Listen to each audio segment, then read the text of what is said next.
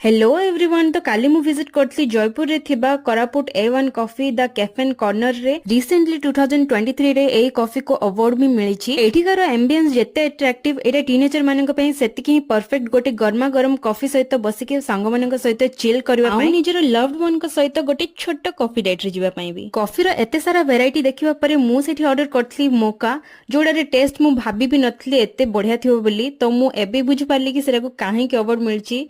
तो एडार टेस्ट बहुत बढ़िया थिला माने शीत दिन रे तो परफेक्ट पूरा कॉफी सहित सेठी आउ वेराइटी रो जिंस भी मिलुथिला। तो मु सेठी ऑर्डर करथली गोटे हांकर्ड सैंडविच ता सहित सीजर सैलेड आउ मोर फेवरेट थिला वॉलनट ब्राउन। कॉफी पी सारिबा परे मु मनीषा दीदी को सहित कथा हेतली। तांके मते बहुत सारा वेराइटी रो कॉफीज वगैरह देखितले जोडा कि तांको कोरापुट फार्म रो डायरेक्टली आसु। ता सहित कॉफीज रो सेसेस वगैरह भी देखितले जोडा कि आपण माने विथआउट मिल्क आ मिल्क दुइटा सहित प्रिपेयर कर पारे। लोकेशन मु स्क्रीन रे मेंशन कर देछि। त आपण माने भी जल्दी विजिट करंतु।